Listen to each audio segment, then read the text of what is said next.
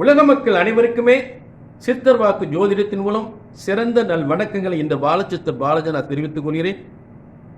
இன்றைய தினம் நாம் என்ன பார்க்க போறோம் அப்படின்னா, ஆனி மாத பலன்கள். யாருக்கு பார்க்க போறோம்? கடக ராசிக்கு. இந்த ஆனி மாதம் என்பது ஆனி 1 முதல் ஆனி 32 வரை இருக்கக்கூடிய 32 நாட்கள். இதற்குரிய ஆங்கில தேதி 15/6/2024 முதல் 16/7/2024 வரை இருக்கக்கூடிய 32 நாட்கள்.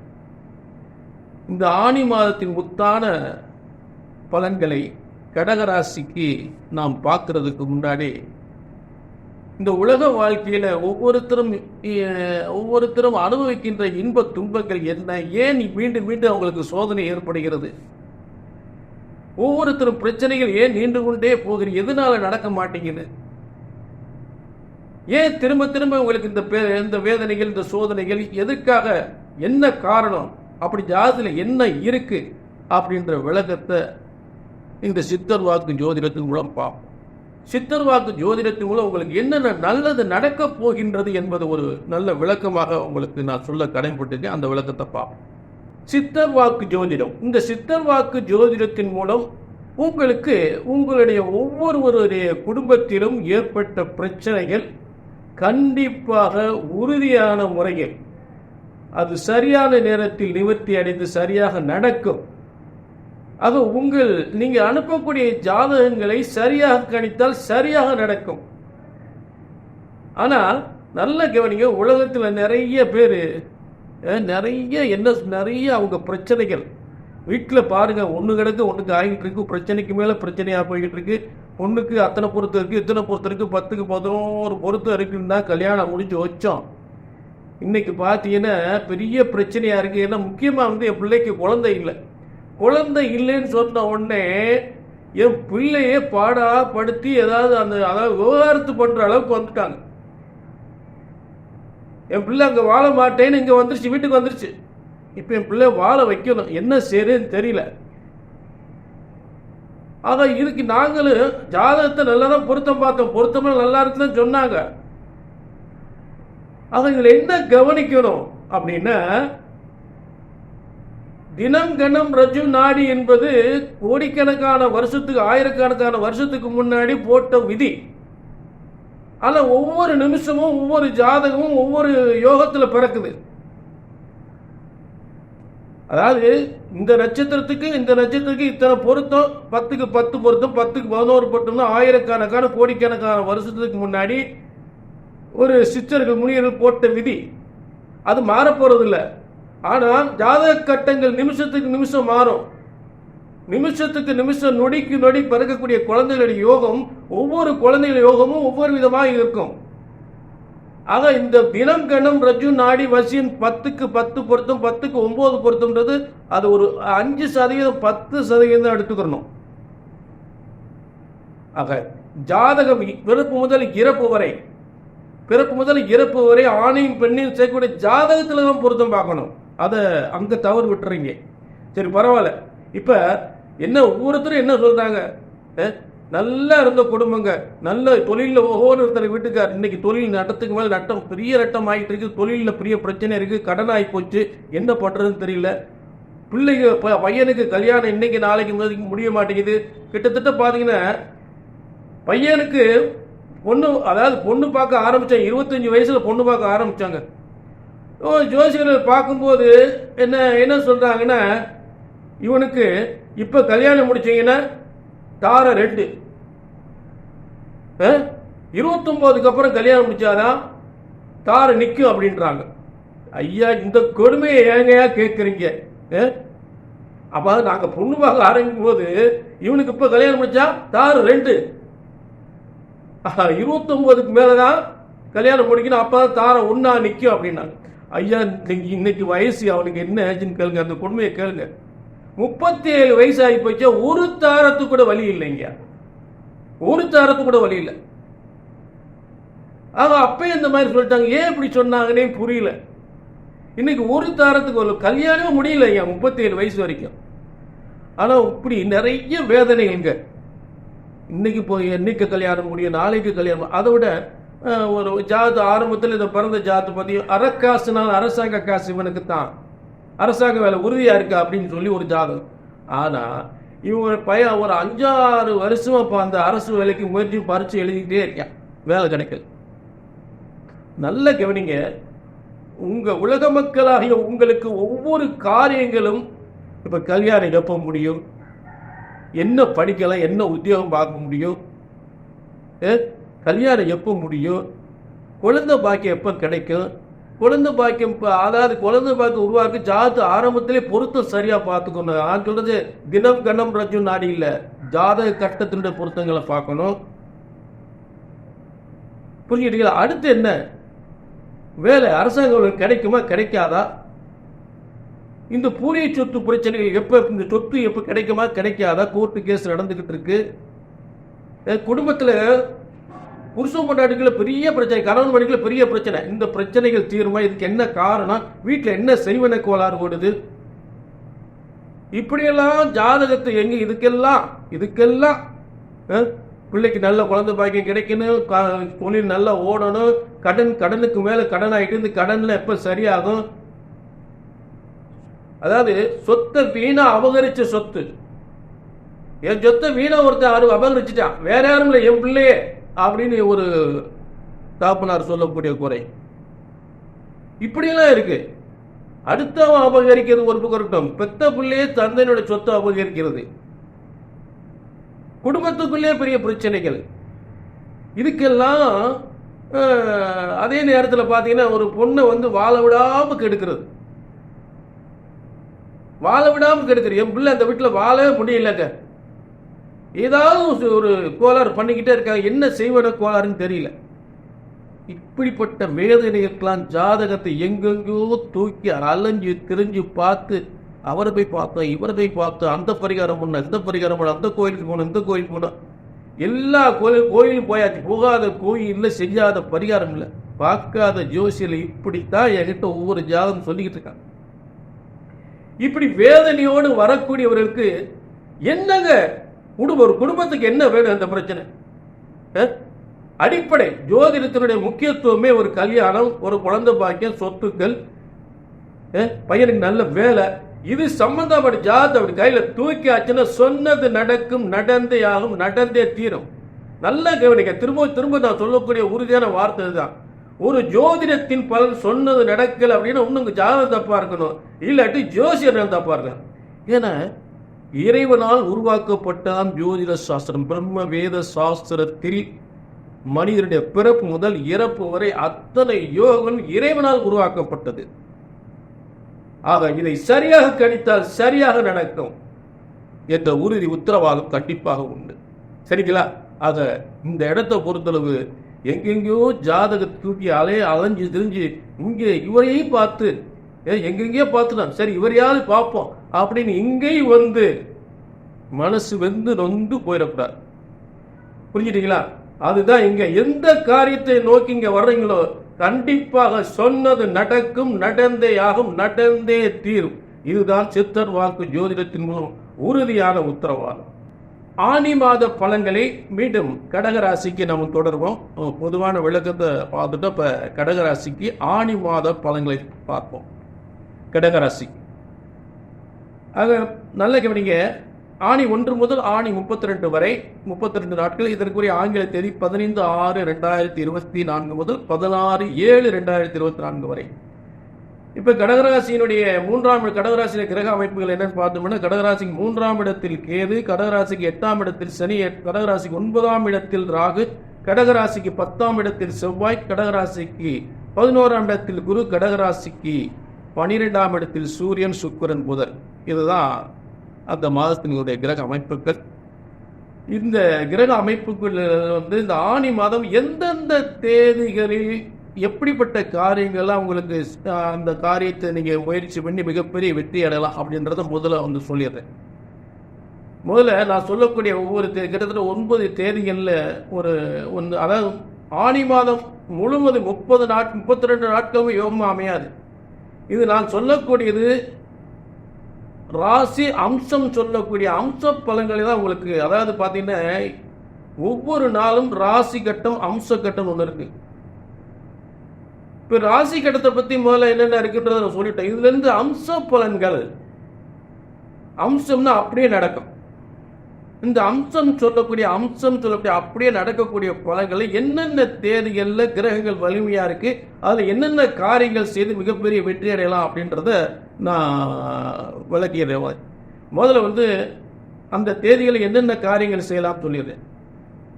சுபகாரியம், எல்லா வித சுபகாரியங்கள் நடத்தலாம். அந்த 9 தேதி சொல்ல போகிறேன். அடுத்து நீங்கள் ஒரு அரசாங்க வேலைக்கு முயற்சி பண்ணலாம், ஒரு வியாபார சொந்த தொழிலுக்கு முயற்சி பண்ணலாம், அன்றைக்கி சொந்தமாக தொழில் ஆரம்பிக்கலாம், சொந்த வியாபாரம் ஆரம்பிக்கலாம். அதே நேரத்தில் அரசாங்க வேலைக்கு முயற்சி பண்ணலாம், திருமண காரியங்களுக்கு முயற்சி பண்ணலாம். ஒரு திருமண காரியங்கள், புத்திர பாக்கியம் இல்லாத புத்திர பாக்கியம் பெறுவதற்கான முயற்சிகள் பண்ணலாம். இடம் வீடு சம்பந்தப்பட்டது முடிக்கலாம். புரிஞ்சுட்டீங்களா? கொடுக்கல் வாங்கல் பணத்தை சம்பந்தப்பட்ட வசூல் பண்ணக்கூடிய அந்த காரியத்தை ஏற்படுத்தலாம். பூ வைக்கலாம், நிச்சயம் பண்ணலாம், எல்லா வித சுபகாரியங்கள் நடத்தலாம், தொழில் விருத்தி பண்ணலாம். புரிஞ்சுட்டீங்களா? ஆக இப்படிப்பட்ட எல்லா வித காரியங்களுமே நீங்கள் அந்த நான் சொல்லக்கூடிய தேதியில் அதற்கான காரியத்தை ஈடுபட்டு மிகப்பெரிய வெற்றி அடையலாம். இடம் வீடு வாசல், பூ வைக்கிறது, நிச்சயம் பண்ணுறது, கொடுக்கல் வாங்கல் சம்பந்தப்பட்டது, அரசு வேலைக்கு முயற்சி பண்ணுறது, புரிஞ்சுங்களா, புதிய தொழில் தொடங்குறது, எல்லாமே முயற்சி பண்ணலாம். அப்போ அந்த எந்தெந்த தேதியில் இந்தந்த காரியத்தை செய்த வருமானம் முக்கியமாக வருமான முன்னேற்றங்கள் நிச்சயமாக கிடைக்கும். கடகராசிக்கு வருமான முன்னேற்றங்கள் அதிகமாக பெறக்கூடிய காலங்கள், அது என்னென்ன தேதிகள் நான் சொல்கிறேன். ரொம்ப சிறப்பான காலங்களாக இருக்குது. முதல்ல ஆணி 1ஆம் தேதி அமோகமாக இருக்குது. 15/6/2024 ஆணி 1ஆம் தேதி பார்த்தீங்கன்னா சுக்கிரன் கடகராசிக்கு பார்த்தீங்கன்னா நல்ல கணிக துளாராசி, கடகராசிக்கு 4ஆம் இடத்தில் துளாராசியில் ஆட்சி பெற்ற சுக்கிரனை குருவும் சந்திரனும் சேர்ந்து பார்க்கக்கூடிய அருமையான நாள். குருவும் சந்திரனும் சேர்ந்து பார்க்கக்கூடிய, அதாவது சந்திரன் உங்கள் ராசிக்கு அதிபதி, குரு பாக்கியாதிபதி. அப்போ 4ஆம் இடத்தில் இடம் வீடு சம்பந்தப்பட்டது, அரசாங்க பதவி சம்பந்தப்பட்டதெல்லாம் வெற்றி பெறக்கூடிய அருமையான நாள். திருமண முயற்சிகள் செய்து வெற்றி, திருமண திருமண முயற்சிகள், இப்படிப்பட்ட ஒரு எல்லா காரியங்களும் நான் சொல்லக்கூடிய எல்லா தேதிகளுமே இந்த விளக்கம் முதலே கொடுத்துட்டு என்னென்ன காரியங்கள் மிகப்பெரிய வெற்றி அடையும் இந்த தேதிகளை மட்டும் வரிசையாக சொல்கிறேன். அடுத்த தேதி ஆணி 8 எந்த ஒரு காரியம் பண்ணாதீங்க, வீட்டில் சும்மா இருங்க. ஆணி 8 எந்த காரியத்தையும் செய்யாதீங்க. ஆணி 8 அதாவது 22/6/2024 எந்த காரியத்தை அன்னைக்கு சாயந்தரம் டிவி நியூஸில் பார்த்து ஏதாவது ஒரு மோசமான நிகழ்ச்சி வந்துகிட்டு இருக்கும், அதனால் ஒன்றும் செய்யாதீங்க. அடுத்து ஆணி 9 ரொம்ப அருமையான நாள், 23/6/2024. ஆணி 9 ஞாயிற்றுக்கிழமை 23/6/2024 அன்று பூராடம் 3ஆம் பாதத்தில் துளாராசியில் இருக்கக்கூடிய சந்திரனை குரு பார்க்கக்கூடிய அருமாள். குரு சந்திரன் எப்பெல்லாம் பார்க்குறோம் அப்பெல்லாம் ரொம்ப வியாபாரம், வருமானம், முன்னேற்றங்கள், அரசாங்க வேலை, அத்தனை புதிய தொழில் எல்லாமே சிறப்பாக இருக்கும். சரி, அடுத்து ஆணி 11 பார்த்தீங்கன்னா 25/6/2024 அன்று கடகத்தில் திருவோணம் 4ஆம் பாதத்தில் கடகத்தில் உச்ச ஆட்சி பெற்ற சந்திரனை, திருவோணம் 4ஆம் பாதத்தில் கடகத்தில் ஆட்சி பெற்ற சந்திரனை சூரியன் பார்க்கக்கூடிய அருமையான நாள். அதாவது பௌர்ணமிக்கு இணையான நாள். சூரியனை சந்திரன் எப்பெல்லாம் பார்க்காத பௌர்ணமிக்கு இணையான யோகங்கள் ஏற்படும். அந்த காலங்களில் ஒரு ஆலயம், முக்கியமான ஆலயத்துக்கு போய் வழிபட்டால் அது நிச்சயம் நடக்கும், உறுதியாக நடக்கும். நினைச்சதெல்லாம் நடக்கக்கூடிய அருமையான காலங்கள். புத்திரபாக்கி அந்த காலத்தில் வேண்டி விரும்பி அந்த தெய்வத்தை வழிபடும்போது நிச்சயம் புத்திரபாக்கி கிடைக்கும். சரி, அடுத்து ஆணி 13 27/6/2024 27/6/2024 சதயம் 4ஆம் பாதத்தில் இருக்கக்கூடிய சந்திரன் மேலும் மீனத்தில், அதாவது சதயம் 4ஆம் பாதத்தில் மீனத்தில் இருக்கக்கூடிய சுக்கிரனோடு சந்திரன் சேர்ந்திருந்து பூராடம் 2ஆம் பாதத்தில் இருக்கக்கூடிய செவ்வாய், பூராடம் 2ஆம் பாதம், அதாவது பூராடம் என்பது சுக்கிர நட்சத்திரம். எந்த நட்சத்திரத்தில் ஒரு கிரகம் இருக்கிறதோ அந்த நட்சத்திரம் உச்சம் பெற்று இருக்கும்போது அந்த நாள் மிக சிறந்த யோகமான நாள். அது சொல்றது புரியுங்களா? பூராடம் 2ஆம் பாதத்தில் பூமிகாரன் அரசு உத்தியோகம் தரக்கூடிய செவ்வாய் 2ஆம் இடத்தில், பூராடம் 2ஆம் பாதத்தில் கன்னியிலிருந்து மீனத்தில், அதாவது அந்த பூராட நட்சத்திரத்துக்குரிய சுக்கிரன் உச்சம் பெற்று மீனத்தில் இருக்கக்கூடிய அருமையான நாள். ஒன்றுக்கொண்டு சந்தி செவ்வாய் சுக்கிரனை பார்ப்பது, சுக்கிரன் சந்திரன் மேலும் சந்திரன் அங்க இருக்கார். சந்திரன் யாரு? கடகராசிக்கு அதிபதி. கடகராசிக்கு 4-11 சுக்கிரன், வீடு வாசல் அரசாங்க பதவிக்குரியவன். செவ்வாய் அதிகாரத்துவம் வாய்ந்த உத்தியோகம் தரக்கூடியவன், இடம் வீடு சம்பந்தப்பட்ட செவ்வாய். இத்தனை கிரகங்கள் வலிமை அடையக்கூடிய அருமையான நாள். சரி, அடுத்து ஆணி 14. இந்த ஆணி 14 ஆங்கில தேதி 28/6/2024 அன்று பூரட்டாதி 4ஆம் பாதத்தில் இருக்கக்கூடிய கடகத்தில் ஆட்சி பெற்று இருக்கக்கூடிய சந்திரனை சூரியன் பார்க்க கட்டினார். முதலில் குரு சூரியன், அதாவது குரு சூரியன் சந்திரன் பார்வதுனாலே பௌர்ணமிக்கு இணையான நாள் சொல்லிட்டேன். புரிஞ்சுட்டீங்களா? அடுத்து ஆணி 19 3/7/2024 அன்று ரோகிணி 2ஆம் பாதத்தில் உச்சம் பெற்ற சந்திரனை ஆட்சி பெற்ற செவ்வாய் பார்ப்பது. பூமி, இடம், வீடு, வாசல் சம்பந்தப்பட்ட வியாபாரங்கள், அரசு உத்தியோகங்கள் எல்லாமே சிறப்பு பெறக்கூடிய காலங்கள். சுபகாரியங்கள், பூ வைக்கிறதுக்கு, பூ வைக்கிற நிச்சயம் பண்றது எல்லாமே சிறப்பு பெறக்கூடிய காலங்கள். திரும்ப 3/7/2024 ஆணி 19. அடுத்து ஆணி 20 4/7/2024 4/7/2024 அன்று மிருகசீரிஷ 2ஆம் பாதத்தில் மிருகசீரிஷ 2ஆம் பாதத்தில் இருக்கக்கூடிய சந்திரனை ரிஷபத்தில் இருக்க, அதாவது இது அம்ச பகன். நீங்க பல பேர் அறிஞர்கள் குரு பார்க்கக்கூடிய அம்சம், அதாவது இறைவனுடைய தெராசு பலன்கள், தெராசு தட்டு என்று சொல்லுது, நிறுத்து தரக்கூடிய பலன்கள், அம்ச பலன். நான் சொல்லக்கூடிய ராசி கடத்த பார்க்காதே. ரிஷபத்தில் இருக்கக்கூடிய குரு பார்க்கக்கூடிய அருமையான நாள். மேலும் பாத்தீங்கன்னா மீனத்தில் இருக்கக்கூடிய சூரியன் பார்க்கக்கூடிய நாள். புரியுதா? மிருகசீரிஷ 2ஆம் பாதத்தில் இருக்கக்கூடிய சந்திரனை குரு பார்ப்பதும் மேலும் சூரியனும் பார்க்கக்கூடிய ஒரு அருமையான நாள். அதாவது ஒரு கிரகத்தை வலிமை பெற்ற கிரகங்கள் பார்க்கும் பொழுது அந்த நாள் ரொம்ப சிறந்த யோகமான நாளாக அமைகிறது. அடுத்து ஆணி 30, கடைசி ஆணி 30க்கு வந்துட்டோம். ஆணி 30, ஆணி 20க்கு அடுத்து ஆணி 30, அந்த 10 நாட்கள்ல விசேஷம் இல்லை. ஆணி 20க்கு அடுத்து ஆணி 30 தான். ஆணி 30 பார்த்தீங்கன்னா 14/7/2024 அன்று சித்திரை 3ஆம் பாதத்தில் இருக்கக்கூடிய சந்திரனை குரு பார்ப்பதும், அப்ப இந்த சித்திரை என்பது ஒரு நட்சத்திரம். சித்திரை நட்சத்திரத்துல 3ஆம் பாதத்துல சந்திரன் இருக்காரு. அப்ப அந்த சித்திரைக்குரிய செவ்வாயும் வலிமை பெறுவது. ஒரு நட்சத்திரம்னா அந்த நட்சத்திரத்துக்கு கிரகம் சித்திரை நட்சத்திரத்துக்கு கிரகம் செவ்வாய். சித்திரை நட்சத்திரத்துக்குரிய கிரகம் செவ்வாய். அந்த செவ்வாயும் உச்சம் பெற்றிருக்கக்கூடிய அருமையான நாள். எந்த நட்சத்திரத்தில் ஒரு கிரகம் இருக்கிறதோ, அப்ப சந்திரன் செவ்வாயினுடைய நட்சத்திரத்தில் இருக்கிறார்.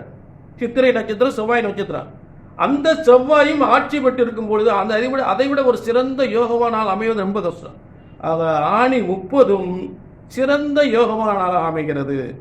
ஆக ஆணி ஆரம்பமும் சிறந்த யோகமான நாள், ஆணி 30 சிறந்த யோகமான. இதெல்லாம் வீடு, இடம், அரசாங்க பதவி பெறக்கூடிய அருமையான நாள். ஆக இதெல்லாம் கடகராசிக்கு சிறந்த பலன்களை தரக்கூடிய அருமையான நாள்களாக வியாபார விருத்தி, வருமானம் முன்னேற்றம், அரசாங்க பதவி, வருமானம் வந்துகிட்டே இருக்கும் கடகராசிக்கு. அப்படிப்பட்ட ஒரு கிரக அமைப்புகள். இதுல எதுவுமே என்னங்க நல்லா தான் சொல்றீங்க, நாங்கள் கடகராசிக்கு என்னென்னமோ கஷ்டங்களை அனுபவிச்சுட்டோம், போராடம்லாம் எதுவுமே நல்லது நடக்க மாட்டேங்குது அப்படின்னு வேதனைப்பட்டீங்கன்னா உங்க தனிப்பட்ட ஜாதகம் சரியில்லை. உங்க தனிப்பட்ட ஜாதகம் ஏதாவது கோளாறு இருந்துச்சு, நான் சொல்ற போல எதுவுமே நடக்காது. அப்ப என்ன பண்றீங்க? கீழே நம்பரை நோட் பண்ணிக்கீங்க. ஏன் நடக்கல, எது நடக்கல பார்த்துக்கோ. கீழே நம்பரை நோட் பண்ணிட்டு ஒரு அப்பாயின்மெண்ட் மட்டும் வாங்கிட்டு வாங்க. ஜாதகத்தை எத்தனை இடத்துங்க தூக்கி அலைகிறது, ஒவ்வொரு இடமா ஜாதகத்தை தூங்கி பார்த்து அலைஞ்சு திரிஞ்சு வேதனைப்பட்டு அவரை பார்த்தா சரியாகுமா, இவரை பார்த்தா சரியாகுமா அப்படின்னு பார்த்து அழுத்து போய் உட்காந்துருக்குங்க. ஏன் இப்படி பார்த்து ஏதோ உங்களை பார்த்தா நல்ல நடக்குமான்னு உங்களை தேடி வந்திருக்கோம். நல்ல கவனிங்க. ஒரு ஜோதிடத்தின் பலன் சொன்னது நடக்கவில்லை என்றால், இந்த மாதிரி பார்த்து நடக்கிற காரணம் இதுதான். ஒன்னு ஜாதகம் தப்பார்கள், இல்லை ஜோசியம் தப்பார்கள். இதுதாங்க, அதுல எந்த மாற்றமே இல்லை. புரிஞ்சுட்டீங்களா? ஏன்னா சும்மா ஜோதிட சாஸ்திரம் என்பது இறைவனால் பிரம்மனால் உருவாக்கப்பட்ட பிரம்ம வேத சாஸ்திரத்தில் உருவாக்கப்பட்ட ஜோதிட சாஸ்திரம். இறைவன் உருவாக்கப்பட்ட ஜோதிட சாஸ்திரம், இறைவனால் உருவாக்கப்பட்ட ஜோதிட சாஸ்திரம். ஆக ஜோதிடம் ஒருபோதும் தப்புவதில்லை, தவறுவதில்லை. சரியாக கணித்தால் சரியாக நடக்கும். என்ன நடக்கல? கல்யாணம் முடியலையா? வேலை இல்லையா? படிச்சுட்டு வேலையெல்லாம் அலையிறீங்களா? குடும்பத்தில் ஒரே பிரச்சனையா? வருமானம் இல்லையா? கடன் பிரச்சனைகளா? கொடுக்கல் வாங்கல் பிரச்சனைகளா? குழந்தை பாக்கியம் எத்தனை வருஷம் இல்லை? கல்யாணம் எத்தனை வருஷம் முடியல? ஆக சொன்ன மாசம் கல்யாணம் முடியும், சொன்ன மாசம் அரசு வேலை கிடைக்கும். ஆக இது அத்தனை விஷயங்களும் சரியாக கணித்தால் சரியாக நடக்கும் என்ற உறுதி உத்தரவாதத்தோடு மீண்டும் ஒரு நல்ல நிகழ்ச்சி சந்திக்கும் வரை உங்களிடமிருந்து விடைபெறுகிறேன். நன்றி, வணக்கம்.